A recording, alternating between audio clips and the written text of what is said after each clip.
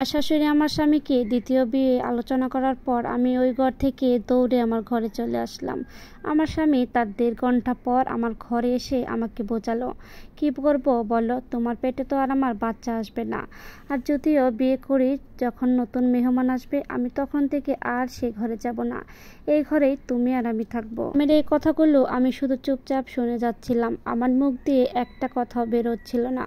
আমি শুধু মনে মনে বলছিলাম, একটু অপেক্ষা করো, আর একটু চেষ্টা করে দেখি, কারণ এই যুগে এমনও অনেক মা আছে যাদের 15-20 বছর পরেও তারা মা হয়েছে, তারা মা ডাক শুনতে পেরেছে। এদিকে আমার সংসার তো মাত্র 5টা বছর।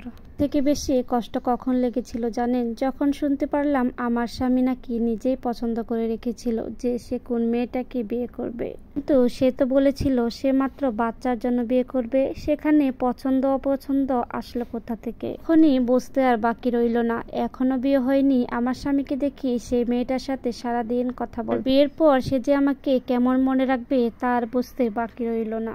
বিয়ে হয়নি, এখনই তার প্রতি আমার স্বামীর অনেক ভালোবাসা, আর যখন বিয়ে হবে তখন তার প্রতি তার ভালোবাসার জায়গাটা ঠিক কোথায় থাকবে? আমার প্রতি তার তখন যে ভালোবাসা একটু থাকবে না, তার বুঝতে আমার বেশি বাকি রইল না। তাকে নিয়ে একটা সময় পরিপূর্ণ সংসার করবে, আর আমার সাজানো গোছানো এই 5টা বছর মিশেই শেষ হয়ে যাবে। চেয়ে চেয়ে দেখা ছাড়া আমার আর কোনো উপায় থাকবে না, কারণ ওই যে বললাম আমি এতিম, এই দুনিয়াতে আমার শ্বশুর শাশুড়ি কিংবা স্বামী ছাড়া আর কেউ নেই। এই সময় যখন এই সম্বলটাও আমি হারিয়ে ফেললাম, তখন আমি কোথায় বা যাব, আর কি বা করব?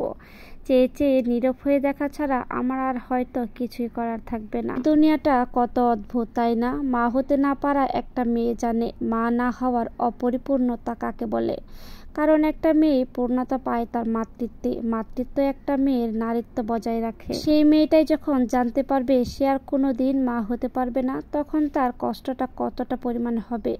আর সেই সময় যদি তার স্বামীটাও অন্য মেয়ের হাত ধরে তার সংসারটা শেষ হয়ে যায়, তখন সে বেঁচে থেকেও না বেঁচে থাকার মতো।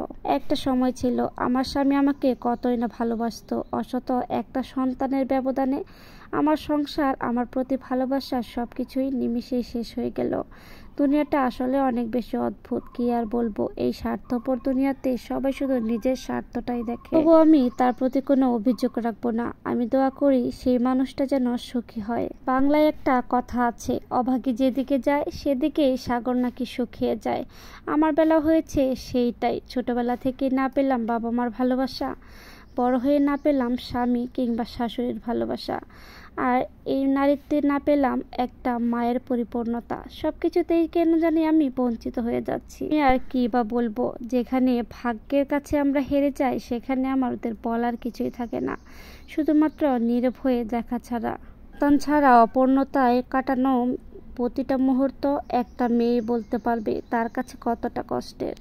জীবনে না পেল বাবা মা, না পেল স্বামী, না পেল সন্তান, না পেল সংসার, সবকিছুই যেন ধীরে ধীরে হারিয়ে ফেললাম। এই জীবনে আর কি বা বাকি আছে? তবুও আমি দোয়া করি আমার স্বামী যেন সেই মেয়েটাকে নিয়ে সুখে থাকে। এই গল্পটা এক আপুর জীবন থেকে নেওয়া।